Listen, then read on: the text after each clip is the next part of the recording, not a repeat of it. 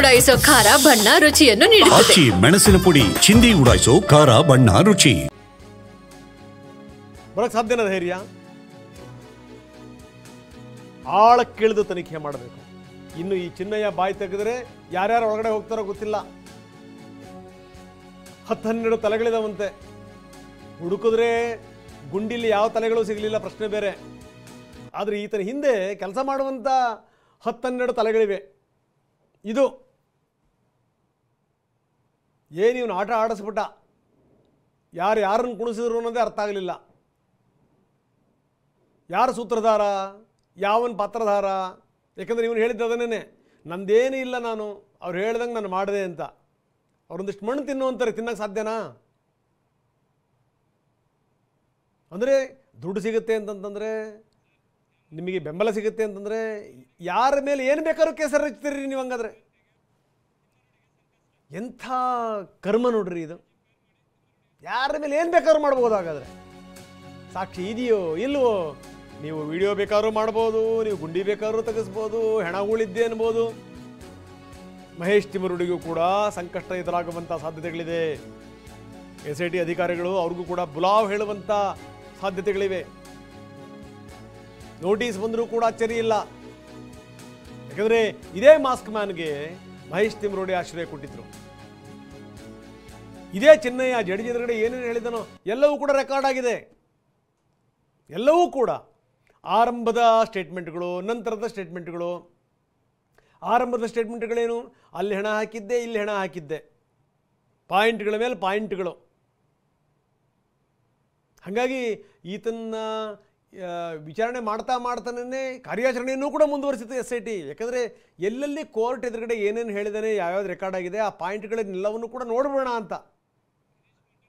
ನಾವು ಕಣ್ಣು ಕೇಳಿರೋದಂಥ ಮಷಿನ್ಗಳೆಲ್ಲ ಬಂದ್ಬಿಟ್ಟು ಹೋಗಿ ಅದ್ಲಾಗೆ GPR ಅಂತವೆಲ್ಲವು ನಾವು ಕೇಳಿರಲಿಲ್ಲ ಅದನ್ನು. ಸೊ ಹೀಗಾಗಿ ಈಗ ಹೆಂಗೆ ಗೊತ್ತಾ, ಈಗ ಈತನಿಗೆ ನಿಜಕ್ಕೂ ಈತನಿಗೆ ಯಾರ್ಯಾರು ಬೆಂಬಲ ಕೊಟ್ಟಿದ್ರು, ಏನು ಎತ್ತ, ಅವರ ಸಂಗತಿಗಳು ಬಯಲಾಗ್ಬಿಟ್ರೆ ಒಂದು ಕಡೆಗೆ ತಿಮರುಡಿಗೂ ಸಂಕಷ್ಟ, ಗಿರೀಶ್ ಮಟ್ಟಣ್ಣವ್ರಿಗೂ ಸಂಕಷ್ಟ, ಜಯಂತ್ಗೂ ಕೂಡ ಸಂಕಷ್ಟ ಕಾದಿದೆ. ನೋಟಿಸ್ ಕೊಡುವಂಥ ಸಾಧ್ಯತೆಗಳಿದೆ. ಕೆಲ ದಿನಗಳ ಹಿಂದೆ ಜಂಟಿ ಸುದ್ದಿಗೋಷ್ಠಿಯನ್ನು ಮಾಡಿದರು. ಚಿನ್ನಯ್ಯ ಜೊತೆಗಿರುವಂಥವ್ರು ನಾವೇನೇ ಅಂತ ಹೇಳಿದರು. ಅದಾದಮೇಲೆ ಮಟ್ಟಣ್ಣವ್ರು ಹೇಳಿದರು, ಅವರಿಗೆ ಈ ಎಚ್ಚರ ತಪ್ಪಿಸ್ಬಿಟ್ಟು ಸತ್ಯ ಪರೀಕ್ಷೆ ಆಗಬೇಕು, ಸತ್ಯ ಹೊರಗಡೆ ಬರಲಿ, ಮಂಬರ್ ಪರೀಕ್ಷೆ ಮಾಡಬೇಕು ಅವ್ರಿಗೆ ಅನ್ನುವಂಥ ಮಾತನ್ನು ಹೇಳಿದರು. ಆತನನ್ನು ಅರೆಸ್ಟ್ ಮಾಡಿ ಒಳ್ಳೆ ಕೆಲಸ ಮಾಡ್ತು SIT ಅನ್ನುವಂಥ ಮಾತನ್ನು ಕೂಡ ಗಿರೀಶ್ ಮಟ್ಟಣ್ಣವ್ರು ಹೇಳಿದರು.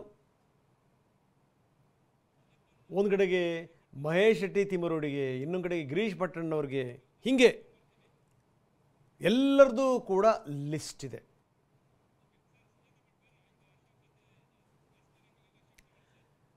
ಬರೀ ನಮ್ಮ ಪ್ರತಿನಿಧಿ ಅಶೋಕ್ ಈಗ ನಮ್ಮೊಂದಿಗೆ ನೇರ ಸಂಪರ್ಕದಲ್ಲಿದ್ದಾರೆ. ಅಶೋಕ್, ಭಾಳ ಗಮನಿಸಬೇಕಾದಂಥ ಸಂಗತಿ ನಾನು ಹೇಳ್ತಾ ಇದ್ದೆ ಆರಂಭದಲ್ಲಿ, ಏನು ಅಂದರೆ ಯಾರ್ದಾರೆ ಬೆಂಬಲ ಸಿಗುತ್ತೆ ಅಂದರೆ, ಯಾರ್ದಾರೆ ಕುಮ್ಮಕ್ಕೆ ಸಿಗುತ್ತೆ ಅಂದರೆ ಯಾರ ಮೇಲೆ ಬೇಕಾದರೂ ನೀವು ಆರೋಪ ಮಾಡ್ಬೋದಾ? ನೀವು ಯಾರಾದರೂ ವ್ಯಕ್ತಿಗಳನ್ನ ಟಾರ್ಗೆಟ್ ಮಾಡ್ತೀರಾ? ದಯವಿಟ್ಟು ಮಾಡಿ. ಬೇಕಾದಷ್ಟು ಮಾರ್ಗಗಳಿದೆ ಅವರ ವಿರುದ್ಧ ಯುದ್ಧ ಮಾಡೋಕ್ಕೆ, ಪ್ರಶ್ನೆ ಮಾಡೋಕ್ಕೆ ನಿಮಗೆ ಬೇರೆ ಬೇರೆ ಮಾರ್ಗಗಳಿವೆ. ಕೋರ್ಟ್ ಇದೆ, ತನ್ನಿ. ಏನೇನು ತಪ್ಪುಗಳಿದೆ ಬಟಾಬಯಲಾಗ್ಬಿಡಲಿ, ಪ್ರಶ್ನೆ ಬೇರೆ. ಆದರೆ ಇಲ್ಲಿ ಬಂದಿದ್ದೇನಪ್ಪ ಅಂತಂದರೆ, ಎಲ್ಲೋ ಒಂದು ಕಡೆಗೆ ವ್ಯಕ್ತಿನ ಟಾರ್ಗೆಟ್ ಮಾಡ್ತಾ ಕ್ಷೇತ್ರವೇ ಟಾರ್ಗೆಟ್ ಆಯ್ತೇನೋ ಅನ್ನುವಂಥ ಪ್ರಶ್ನೆ ಬಂತಲ್ಲ ಇಲ್ಲಿ. ಯಾಕಂದರೆ ನೋಡಿ, ಆರಂಭದಿಂದನೂ ಕೂಡ ಸುಳ್ಳುಗಳ ಕಂತೆ ಹೆಂಗೆ ಪೋಣಿಸ್ತಾ ಬಂದಿದ್ದಾರೆ ಅಂತ. ಅದ್ಯಾವುದೋ ಒಂದು ಅಜ್ಜಿ ಸುಜಾತ ಬಾಯಿಗೆ ಬಂದಂಗೆ ಸ್ಟೇಟ್ಮೆಂಟ್ ಕೊಡುತ್ತೆ. ಒಂದು ಕ್ಷಣದಲ್ಲಿ ಕೊಟ್ಟಂಥ ಸ್ಟೇಟ್ಮೆಂಟ್ ಇನ್ನೊಂದು ಕ್ಷಣದಲ್ಲಿ ಇಲ್ಲ. ಈ ರೀತಿ ಈ ಚಿನ್ನಯ್ಯ ಅಲ್ಲೂ ಒಗಿಸ್ತಾ ಇಲ್ಲೂ ಬೊಗಿಸ್ತಾ ಏನು ಈತನ ನೋಡಬೇಕಾಗಿತ್ತು. ಈತ ಹೇಳ್ದಂಗೆ SIT ಅಧಿಕಾರಿಗಳು ಕೇಳಿದ್ರು, ಈಗ SIT ಅವರು ಹೇಳ್ದಂಗೆ ಇವನು ಕೇಳಬೇಕು. ಎಲ್ಲವೂ ಕೂಡ ರೆಕಾರ್ಡ್ ಆಗಿದೆ. ಆರಂಭದಲ್ಲಿ ಕಾರ್ಯಾಚರಣೆ ಶುರುವಾಗೋದಕ್ಕಿಂತ ಮೊದಲು ಜಡ್ಜ್ ಎದುರುಗಡೆಗೆ ಏನೇನು ಹೇಳಿದವನು ಅದೆಲ್ಲವೂ ಕೂಡ ರೆಕಾರ್ಡ್ ಆಗಿದೆ. ಈಗಲೂ ಕೂಡ ಆತನ ಸ್ಟೇಟ್ಮೆಂಟ್ ರೆಕಾರ್ಡ್ ಆಗಿದೆ. ಯಾರ್ಯಾರು ನನ್ನ ಹಿಂದಿದ್ದಾರೆ ಅಂತ ಏನಾದರೂ ಯಾರ್ದಾರು ಬಾಯಿ ಬಿಟ್ಟರೆ ಅವರೆಲ್ಲರೂ ಕೂಡ ಸಾಲುಗಟ್ಟಿ ನಿಲ್ಲಬೇಕು ಅಂತ ಒಂದು ಸ್ಥಿತಿ. ಏನಂತೀರಿ ಅಶೋಕ್?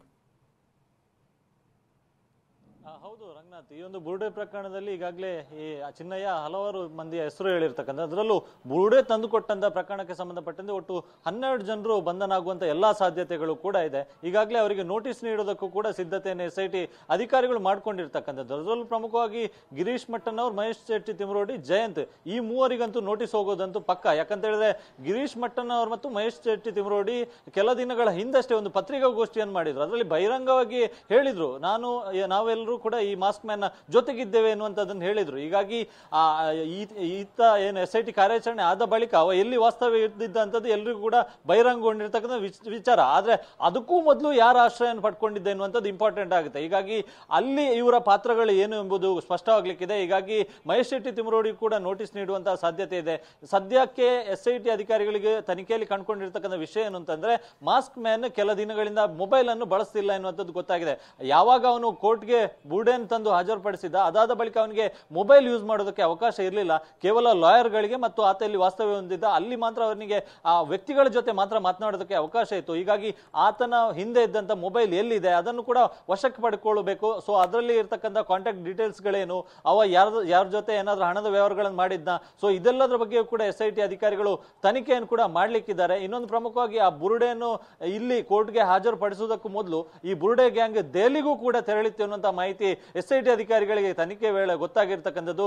ದೆಹಲಿಯಲ್ಲಿ ಒಬ್ರು ಪ್ರಭಾವಿ ವ್ಯಕ್ತಿಯ ಜೊತೆ ಇದೇ ಒಂದು ಕಥೆಯನ್ನು ಕೂಡ ಹಂಚಿಕೊಂಡಿದ್ರು. ಸೊ ಅವರ ಸಹಕಾರವನ್ನು ಕೂಡ ಈ ಗ್ಯಾಂಗ್ ಬಯಸಿತ್ತು ಎನ್ನುವಂಥದ್ದು ಕೂಡ ಗೊತ್ತಾಗಿದೆ. ಸೊ ಆ ಪ್ರಭಾವಿ ವ್ಯಕ್ತಿ ಯಾರು, ಆತನಿಗೂ ಈ ಪ್ರಕರಣಕ್ಕೆ ಏನ್ ಸಂಬಂಧ, ಇದೆಲ್ಲವನ್ನು ಕೂಡ SIT ಅಧಿಕಾರಿಗಳು ತನಿಖೆ ಮೂಲಕ ಕಂಡುಕೊಳ್ಬೇಕಾಗಿದೆ. ಹೀಗಾಗಿ ನಿರಂತರವಾಗಿ ಈ ಚಿನ್ನಯ್ಯನ ಇಂಟ್ರೋಗೇಷನ್ ಅನ್ನು ಮಾಡ್ತಾ ಇದ್ದಾರೆ. ಇದಕ್ಕಾಗಿ SIT ಕಚೇರಿಯಲ್ಲೇ ಒಂದು ವಿಶೇಷ ರೂಮ್ ಅನ್ನು ಕೂಡ ಸಿದ್ಧಪಡಿಸಲಾಗಿದೆ. ಅದರಲ್ಲಿ ರಾತ್ರಿ ಹಗಲು ಸುಮಾರು 3 ಸಬ್ ಇನ್ಸ್ಪೆಕ್ಟರ್ ನೇತೃತ್ವದಲ್ಲಿ ಭದ್ರತೆಯನ್ನು ಕೂಡ ಕಲ್ಪಿಸಲಾಗಿದೆ. ಯಾಕಂದ್ರೆ ನಾಳೆ ಹೆಚ್ಚು ಕಮ್ಮಿ ಆದ್ರೆ ಮತ್ತೆ ಅದಕ್ಕೊಂದು ಎಲಿಗೇಷನ್ ಮಾಡಬಹುದು.